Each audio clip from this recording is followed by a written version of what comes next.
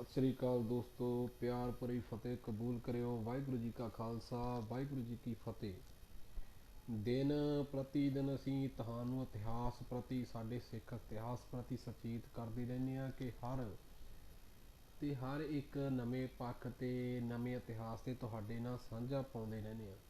ਸੋ ਅੱਜ ਸਾਡਾ ਇਤਿਹਾਸ, ਜਿੱਥੇ ਸਿੱਖ ਇਤਿਹਾਸ ਸਾਡਾ ਹੋਇਆ, ਉਸ ਦੇ ਨਾਲ ਨਾਲ ਅਸੀਂ ਤੁਹਾਨੂੰ ਮੁਗਲ ਇਤਿਹਾਸ ਬਾਰੇ ਵੀ ਦੱਸਾਂਗੇ ਕਿ ਉਹਨਾਂ ਦਾ ਜੋ ਪਿਛੋਕੜ ਸੀ ਉਹ ਕਿੱਦਾਂ ਦਾ ਸੀ ਤੇ ਕਿਸ ਤਰ੍ਹਾਂ ਉਹਨਾਂ ਨੇ ਜੋ ਆਪਣਾ ਰਾਜ ਸੀ ਉਹ ਕਾਇਮ ਕੀਤਾ ਤੇ ਕਿਸ ਤਰ੍ਹਾਂ ਉਹ ਹੋਂਦ ਵਿੱਚ ਆਏ।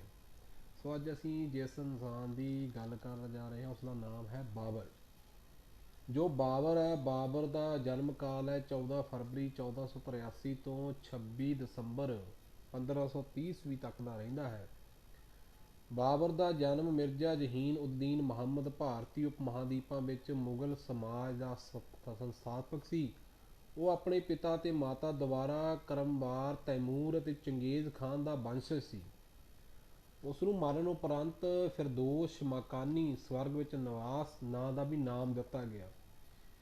ਚਗਤਾਈ ਤੁਰਕੀ ਮੂਲ ਦਾ ਅਤੇ ਫਰਗਾਨਾ ਘਾਟੀ ਜੋ ਕਿ ਉਜ਼ਬੇਕਿਸਤਾਨ ਵਿੱਚ ਹੈ ਅੰਦੀਜਾਨ ਵਿੱਚ ਪੈਦਾ ਹੋਇਆ। ਬਾਬਰ ਉਮਰ ਸ਼ੇਖ ਮਿਰਜ਼ਾ 1456 ਤੋਂ ਲੈ ਕੇ 1494, 1469 ਤੇ 1494 ਤੱਕ ਫਰਗਾਨਾ ਦਾ ਗਵਰਨਰ ਦਾ ਸਭ ਤੋਂ ਵੱਡਾ ਪੁੱਤਰ ਅਤੇ ਤੈਮੂਰ 1336 ਤੋਂ ਲੈ ਕੇ 1405 ਦਾ ਪੜਪੋਤਰਾ ਸੀ। ਬਾਬਰ ਨੇ 12 ਸਾਲ ਦੀ ਉਮਰ ਵਿੱਚ 1494 ਵਿੱਚ ਆਪਣੀ ਰਾਜਧਾਨੀ ਅਖੀ ਸਕੇਤ ਵਿੱਚ ਫਰਗਾਨਾ ਦੇ ਸੰਘਰਸ਼ਣ ਉੱਤੇ ਚੜ੍ਹਿਆ ਅਤੇ ਬਗਾਵਤ ਦਾ ਸਾਹਮਣਾ ਕੀਤਾ। ਉਸਨੇ 2 ਸਾਲ ਬਾਅਦ ਸਮਰਕੰਦ ਨੂੰ ਜਿੱਤ ਲਿਆ। ਉਸ ਤੋਂ ਬਾਅਦ ਹੀ ਫਰਗਾਨਾ ਨੂੰ ਗਵਾ ਦਿੱਤਾ। ਫਰਗਾਨਾ ਨੂੰ ਮੁੜ ਜਿੱਤਣ ਦੀ ਵਿੱਚ ਕੋਸ਼ਿਸ਼ ਕੀਤੀ। ਉਸਨੇ ਸਮਰਕੰਦ ਦਾ ਕੰਟਰੋਲ ਗਵਾ ਦਿੱਤਾ। 1501 ਵਿੱਚ ਦੋਵਾਂ ਖੇਤਰਾਂ ਉੱਤੇ ਮੁੜ ਕਬਜ਼ਾ ਕਰਨ ਦੀ ਉਸਦੀ ਕੋਸ਼ਿਸ਼ ਅਸਫਲ ਹੋ ਗਈ। ਜਦੋਂ ਮੁਹੰਮਦ ਸ਼ੈਬਾਨੀ ਖਾਨ ਨੇ ਉਸ ਨੂੰ ਹਰਾਇਆ ਤਾਂ 1504 ਵਿੱਚ ਉਸਨੇ ਕਾਬਲ ਨੂੰ ਜਿੱਤ ਲਿਆ, ਜੋ ਕਿ ਅਬਦੁਲ ਰਜ਼ਾਕ ਮਿਰਜ਼ਾ ਦੇ ਸ਼ਾਸਨ ਅਧੀਨ ਸੀ, ਜੋ ਉਲਗ ਬੇਗ ਦੇ ਨਵਜੰਮੇ ਵਾਰਸ ਸੀ।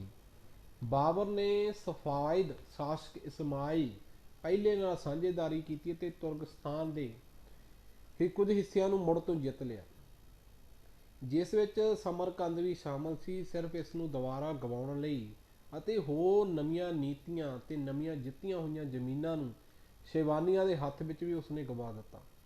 ਤੀਜੀ ਵਾਰ ਸਮਰਕੰਦ ਨੂੰ ਗਵਾਉਣ ਤੋਂ ਬਾਅਦ ਬਾਬਰ ਨੇ ਆਪਣਾ ਧਿਆਨ ਭਾਰਤ ਵੱਲ ਮੋੜ ਲਿਆ ਅਤੇ ਗਵਾਂਢੀ ਸਫਾਇਦ ਅਤੇ ਉਟਮਨ ਸਾਮਰਾਜੀਆਂ ਤੋਂ ਸਹਾਇਤਾ ਪ੍ਰਾਪਤ ਕੀਤੀ। ਉਸਨੇ 1526 ਈਸਵੀ ਵਿੱਚ ਪਾਣੀਪਤ ਦੀ ਪਹਿਲੀ ਲੜਾਈ ਵਿੱਚ ਦਿੱਲੀ ਦੇ ਸੁਲਤਾਨ ਇਬਰਾਹਿਮ ਲੋਧੀ ਨੂੰ ਹਰਾਇਆ ਅਤੇ ਮੁਗਲ ਸਾਮਰਾਜ ਦੀ ਸਥਾਪਨਾ ਕੀਤੀ।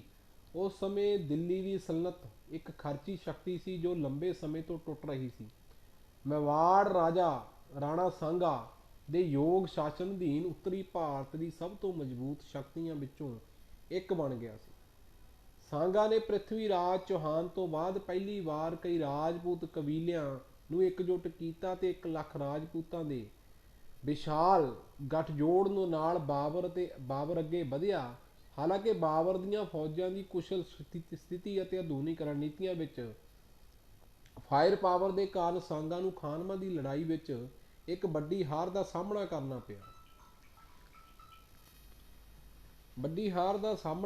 ਪਿਆ। ਖਾਨਵਾ ਦੀ ਲੜਾਈ ਪਾਣੀਪਤ ਦੀ ਪਹਿਲੀ ਲੜਾਈ ਨਾਲੋਂ ਵੀ ਵੱਧ ਸੀ। ਭਾਰਤੀ ਇਤਿਹਾਸ ਵਿੱਚ ਸਭ ਤੋਂ ਨਿਰਣਾਇਕ ਲੜਾਈਆਂ ਵਿੱਚੋਂ ਇੱਕ ਸੀ, ਕਿਉਂਕਿ ਰਾਣਾ ਸਾਂਗਾ ਦੀ ਹਾਰ ਉੱਤਰੀ ਭਾਰਤ ਦੀ ਮੁਗਲ ਜਿੱਤ ਅਤੇ ਇੱਕ ਵਾਟਰਸੈਂਡ ਘਟਨਾ ਸੀ। ਬਾਬਰ ਨੇ ਕਈ ਵਾਰ ਵਿਆਹ ਕੀਤਾ। ਉਸਦੇ ਪੁੱਤਰਾਂ ਵਿੱਚ ਹਮਾਯੂ, ਕਾਮਰਾਨ ਮਿਰਜ਼ਾ ਅਤੇ ਹਿੰਦਲ ਮਿਰਜ਼ਾ ਪ੍ਰਸਿੱਧ ਹਨ। 1530 ਵਿੱਚ ਆਗਰੇ ਵਿੱਚ ਬਾਬਰ ਦੀ ਮੌਤ ਹੋ ਗਈ ਅਤੇ ਹਮਾਯੂ ਉਸਦਾ ਉੱਤਰਾਧਿਕਾਰੀ ਹੋਇਆ। ਬਾਬਰ ਨੂੰ ਪਹਿਲਾਂ ਆਗਰਾ ਵਿੱਚ ਦਫਨਾਇਆ ਗਿਆ ਸੀ, ਪਰ ਉਸਦੀ ਇੱਛਾ ਅਨੁਸਾਰ ਉਸਦੇ ਅਵਸ਼ੇਸ਼ਾਂ ਨੂੰ ਕਾਬਲ ਲਿਜਾਇਆ ਗਿਆ ਤੇ ਦੁਬਾਰਾ ਦਫਨਾਇਆ ਗਿਆ। ਉਹ ਉਜ਼ਬੇਕਿਸਤਾਨ ਅਤੇ ਕਿਰਗਿਜ਼ਸਤਾਨ ਵਿੱਚ ਇੱਕ ਰਾਸ਼ਟਰੀ ਨਾਇਕ ਵਜੋਂ ਦਰਜਾ ਪ੍ਰਾਪਤ ਕਰਦਾ ਸੀ। ਉਸ ਦੀਆਂ ਬਹੁਤ ਸਾਰੀਆਂ ਕਵਿਤਾਵਾਂ ਲੋਕ ਗੀਤ ਬਣ ਚੁੱਕੀਆਂ ਹਨ। ਉਸਦੇ ਚਗਾਤਾਈ ਤੁਰਕੀ ਵਿੱਚ ਬਾਬਰਨਾਮਾ ਲਿਖਿਆ ਹੈ, ਜਿਸ ਦਾ ਫਾਰਸੀ ਵਿੱਚ ਅਨੁਵਾਦ ਉਸ ਦੇ ਪੋਤੇ ਬਾਦਸ਼ਾਹ ਅਕਬਰ ਦੇ ਰਾਜ 1556 ਤੋਂ 1605 ਈਸਵੀ ਦੌਰਾਨ ਕੀਤਾ ਗਿਆ। ਜੋ ਨਾਮ ਸੀ ਉਸਦੇ ਜਮੀਰ ਉਦੀਨ ਵਿਸ਼ਵਾਸ ਦਾ ਰਖਵਾਲਾ ਇਸਲਾਮ ਦੇ ਲਈ ਇਹ ਅਰਥੀ ਹੈ ਅਤੇ ਮੁਹੰਮਦ ਇਸਲਾਮੀ ਪੈਗੰਬਰ ਦਾ ਸਨਮਾਨ ਕਰਦਾ ਹੈ।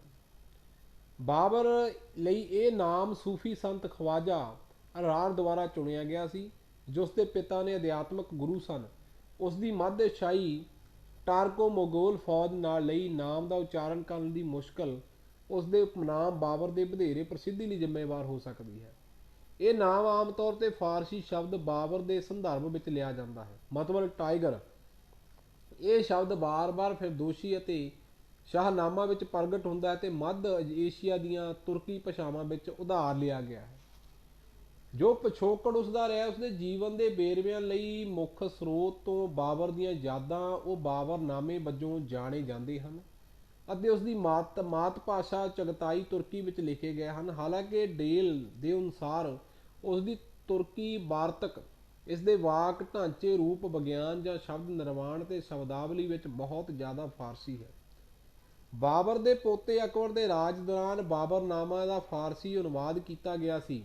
ਬਾਬਰ ਦਾ ਜਨਮ 14 ਫਰਵਰੀ 1983 ਨੂੰ ਅੰਦੀਜਾਨ ਫਰਗਾਸਾ ਵਾਦੀ ਸਮਕਾਲੀ ਉਬੇਰੇਜਿਸਤਾਨ ਵਿੱਚ ਹੋਇਆ। ਉਹ ਉਮਰ ਸ਼ੇਖ ਮਿਰਜ਼ਾ ਦਾ ਸਭ ਤੋਂ ਵੱਡਾ ਪੁੱਤਰ ਸੀ। ਫਰਗਾਨਾ ਘਾਟੀ ਦਾ ਸਾਸਕੀ ਅਬੂ ਸਾਇਦ ਮਿਰਜ਼ਾ ਦਾ ਪੁੱਤਰ ਅਤੇ ਮੀਰਾ ਸ਼ਾਹ ਦਾ ਪੋਤਾ, ਜੋ ਕਿ ਖੁਦ ਤੈਮੂਰ ਦਾ ਪੁੱਤਰ ਸੀ, ਅਤੇ ਉਸ ਦੀ ਪਤਨੀ ਕੁਤਲੁਗ ਨਿਗਾਮ ਖਾਨਮ ਮੁਗਲਸਤਾਨ ਅਤੇ ਸ਼ਾਸਕ ਚੰਗੇਜ਼ ਖਾਨ ਦੇ ਵੰਸ਼ਜ ਯੂਨਸ ਖਾਨ ਦੀ ਧੀ ਸੀ। ਬਾਬਰ ਬਲਨਾਸ ਕਬੀਲੇ ਦਾ ਸੀ, ਜੋ ਕਿ ਮੰਗੋਲ ਮੂਲ ਨਿਵਾਸੀ ਸੀ ਅਤੇ ਤੁਰਕੀ ਅਤੇ ਫਾਰਸੀ ਸੱਭਿਆਚਾਰਕ ਨੂੰ ਅਪਣਾ ਲਿਆ ਸੀ। ਉਸਨੇ ਉਸ ਦੀਆਂ ਸਦੀਆਂ ਪਹਿਲਾਂ ਇਸਲਾਮ ਕਬੂਲ ਕਰ ਚੁੱਕਾ ਸੀ ਅਤੇ ਤੁਰਗਸਤਾਨ ਅਤੇ ਖੁਰਾਸਾਨ ਵਿੱਚ ਰਹਿਣ ਲੱਗ ਪਏ ਸਨ। ਚਗਾਤਾਈ ਭਾਸ਼ਾ ਤੋਂ ਇਲਾਵਾ ਬਾਬਰ ਫਾਰਸੀ, ਤਿਮੂਰਿਡ ਕੁਲੀਨ ਦੀ ਭਾਸ਼ਾ ਅਫਰੀਕਾ ਵਿੱਚ ਬਰਾਬਰ ਪ੍ਰਵਾਨ ਸੀ। ਇਸ ਲਈ ਬਾਬਰ ਭਾਵੇਂ ਨਾਮਾਤਰ ਤੌਰ ਤੇ ਮੰਗੋਲ ਜਾਂ ਫਾਰਸੀ ਭਾਸ਼ਾ ਵਿੱਚ ਮੁਗਲ ਤੇ ਮੱਧ ਏਸ਼ੀਆ ਦੇ ਸਥਾਨਕ ਤੁਰਕੀ ਅਤੇ ਇਰਾਨੀ ਲੋਕਾਂ ਤੋਂ ਆਪਣਾ ਬਹੁਤਾ ਸਮਰਥਨ ਪ੍ਰਾਪਤ ਕਰਦਾ ਸੀ ਅਤੇ ਉਸ ਦੀ ਫੌਜ ਆਪਣੀ ਨਸਲੀ ਬਣਤਰ ਵਿੱਚ ਵਿਭਿੰਨ ਸੀ। ਇਸ ਵਿੱਚ ਫਾਰਸੀ ਬਾਬਰ ਨੂੰ ਸਾਟਸ ਅਤੇ ਤਾਜਿਕ ਵਜੋਂ ਜਾਣਿਆ ਜਾਂਦਾ ਹੈ। ਨਸਲੀ ਅਫਗਾਨ ਅਰਥ ਅਤੇ ਨਾਮ ਦੀ ਮੱਧ ਏਸ਼ੀਆ ਤੋਂ ਬਲਰਾਸ ਅਤੇ ਚਗਾਦਾਇਕ ਤੁਰਕੋ ਮੰਗੋਲ ਸ਼ਾਮਲ ਸਨ। ਮੁਗਲ ਸਾਮਰਾਜ ਦਾ ਜੋ ਗਠਨ ਉਸਦਾ ਰਿਹਾ ਹੈ, ਬਾਬਰ ਅਜੇ ਵੀ ਉਜ਼ਬੇਕਾਂ ਤੋਂ ਬਚਣਾ ਚਾਹੁੰਦਾ ਸੀ ਅਤੇ ਉਸਨੇ ਬਦਰਖਸ਼ਾਨ ਦੀ ਬਜਾਏ ਭਾਰਤ ਨੂੰ ਪਨਾਹ ਵਜੋਂ ਚੁਣਿਆ, ਜੋ ਕਾਬਲ ਤੋਂ ਉੱਤਰ ਵੱਲ ਸੀ। ਉਸਨੇ ਲਿਖਿਆ, ਅਜਿਹੀ ਸ਼ਕਤੀ ਅਤੇ ਤਾਕਤ ਦੀ ਮੌਜੂਦਗੀ ਵਿੱਚ ਸਾਨੂੰ ਆਪਣੇ ਲਈ ਕੁਝ ਜਗ੍ਹਾ ਬਾਰੇ ਸੋਚਣਾ ਪਿਆ ਅਤੇ ਸੰਕਟ ਦੇ ਸਮੇਂ ਦੀ ਦਰਾੜ ਵਿੱਚ ਹੈ। ਸਾਡੇ ਅਤੇ ਮਜ਼ਬੂਤ ਦੁਸ਼ਮਣ ਵਿਚਕਾਰ ਇੱਕ ਵਿਸ਼ਾਲ ਸਪੇਸ ਬਣਾਉਣਾ ਪਿਆ। ਸਮਰਕੰਦ ਦੀ ਤੀਜੀ ਹਾਰ ਤੋਂ ਬਾਅਦ ਬਾਬਰ ਨੇ ਇੱਕ ਮੁਹਿੰਮ ਸ਼ੁਰੂ ਕਰਦੇ ਹੋਏ ਉੱਤਰੀ ਭਾਰਤ ਦੀ ਜਿੱਤ ਵੱਲ ਪੂਰਾ ਧਿਆਨ ਦੇ ਦਿੱਤਾ। ਉਹ 1519 ਵਿੱਚ ਚਨਾਬ ਦਰਿਆ ਤੋਂ ਹੁਣ ਜੋ ਪਾਕਿਸਤਾਨ ਵਿੱਚ ਹੈ ਉੱਥੇ ਪਹੁੰਚਿਆ। 1524 ਤੱਕ ਉਸ ਦਾ ਉਦੇਸ਼ ਸਿਰਫ ਪੰਜਾਬ ਤੱਕ ਆਪਣੇ ਸ਼ਾਸਨ ਦਾ ਵਿਸਥਾਰ ਕਰਨਾ ਸੀ, ਮੁੱਖ ਤੌਰ ਤੇ ਉਸਦੇ ਪੂਰਵਜ ਤੈਮੂਰ ਦੀ ਵਿਰਾਸਤ ਨੂੰ ਪੂਰਾ ਕਰਨਾ, ਕਿਉਂਕਿ ਇਹ ਉਸਦੇ ਸਾਮਰਾਜ ਦਾ ਹਿੱਸਾ ਸੀ।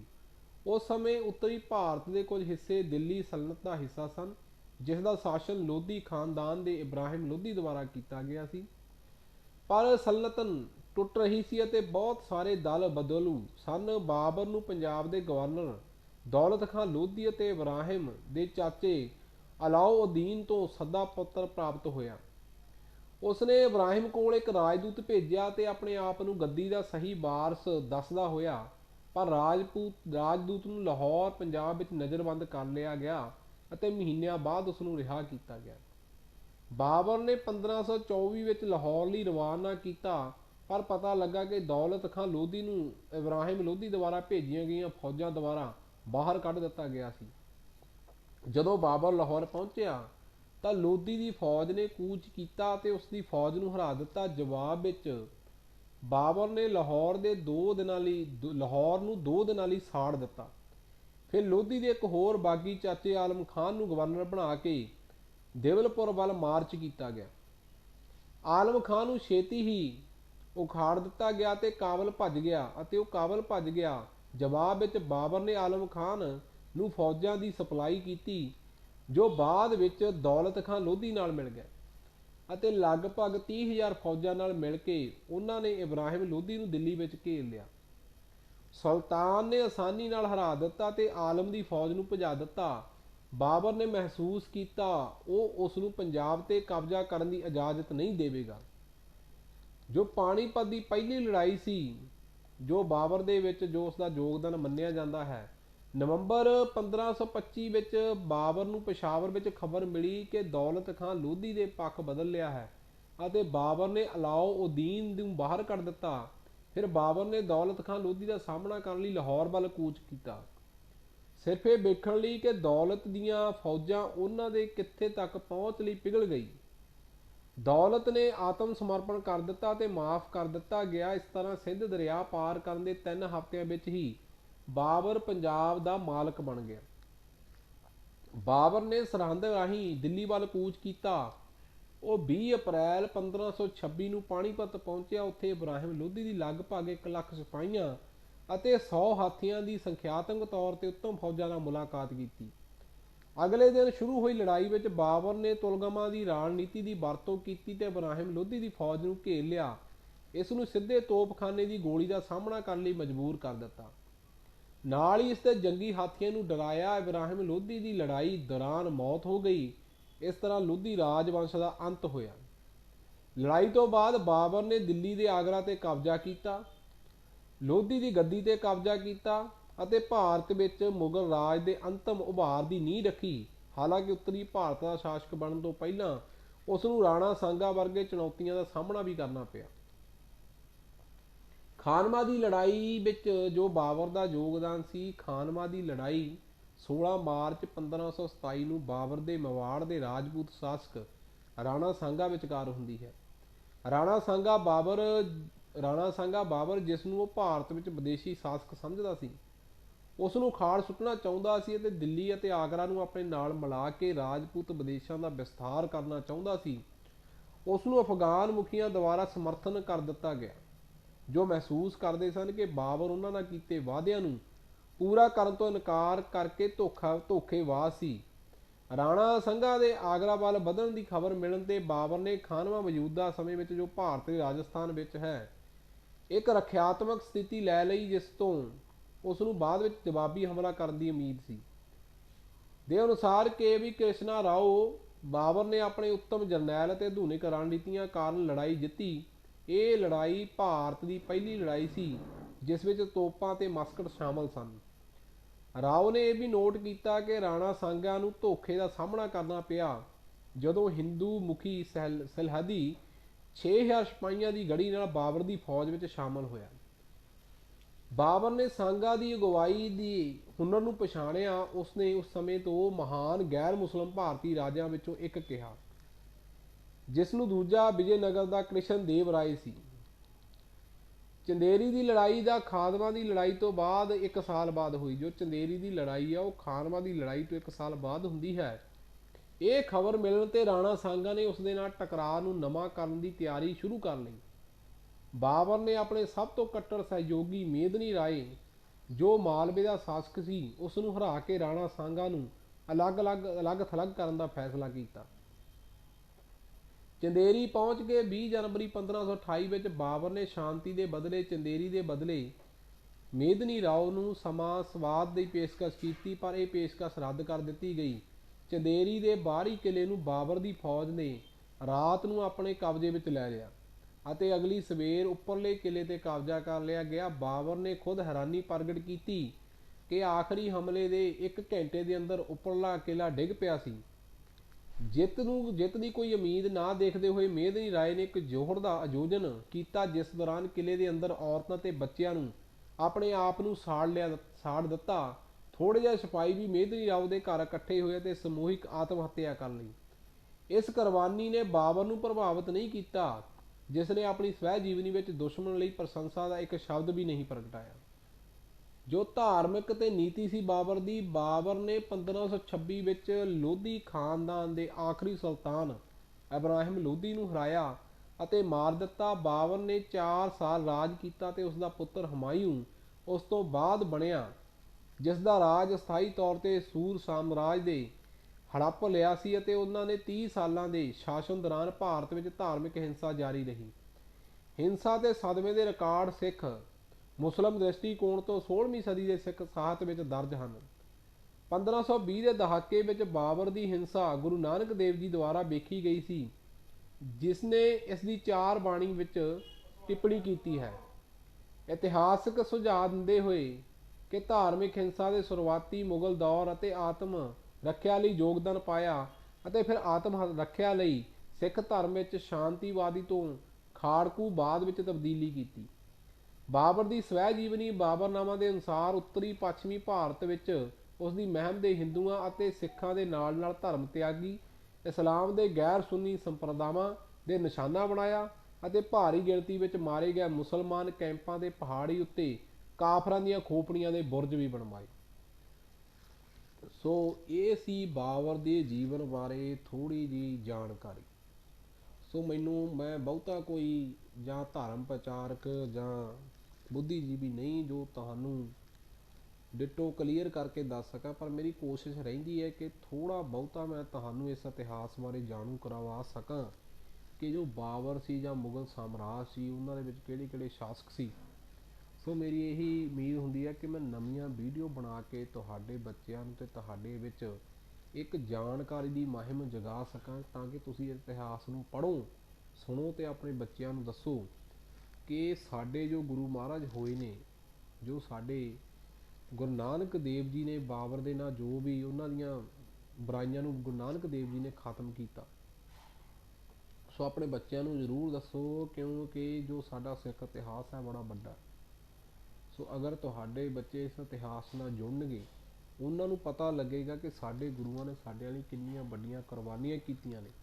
ਸੋ ਸਾਡਾ ਸਿੱਖ ਰਾਜ ਕਿਸੇ ਰਾਜ ਭਾਗ ਲਈ ਨਹੀਂ ਲੜਿਆ, ਸਗੋਂ ਸਾਡਾ ਸਿੱਖ ਜੋ ਇਤਿਹਾਸ ਆ ਉਹ ਕਿਸੇ ਦੇ ਧਰਮ ਨੂੰ ਬਚਾਉਣ ਲਈ, ਕਿਸੇ ਦੇ ਰਾਜ ਨੂੰ ਬਚਾਉਣ ਲਈ ਲੜਿਆ। ਸੋ ਧੱਕਾ ਸਿੱਖਾਂ ਨੇ ਕਦੇ ਬਰਦਾਸ਼ਤ ਨਹੀਂ ਕੀਤਾ, ਨਾ ਅੱਗੇ ਕਰਨਗੇ। ਸੋ ਅਗਰ ਮੇਰੀ ਵੀਡੀਓ ਵਿੱਚ ਕੋਈ ਕਮੀਆਂ ਪੇਸ਼ੀਆਂ ਰਹਿ ਜਾਂਦੀਆਂ ਨੇ ਤਾਂ ਹੱਥ ਜੋੜ ਕੇ ਮਾफ़ ਕਰ ਦਿਓ, ਕਿਉਂਕਿ ਮੈਂ ਬਹੁਤਾ ਗਿਆਨੀ ਜਾਂ ਬਹੁਤਾ ਬੁੱਧੀਜੀਵੀ ਨਹੀਂ, ਪਰ ਕੋਸ਼ਿਸ਼ ਕਰਦਾ ਤੁਹਾਡੇ ਬੱਚਿਆਂ ਨੂੰ ਇੱਕ ਨਵੇਂ ਇਤਿਹਾਸ ਤੋਂ ਜਾਣੂ ਕਰਵਾ ਸਕਾਂ ਅਤੇ ਇੱਕ ਇਤਿਹਾਸ ਨਾਲ ਸਾਂਝਾ ਜੋੜ ਸਕਾਂ। ਸਤਿ ਸ਼੍ਰੀ ਅਕਾਲ।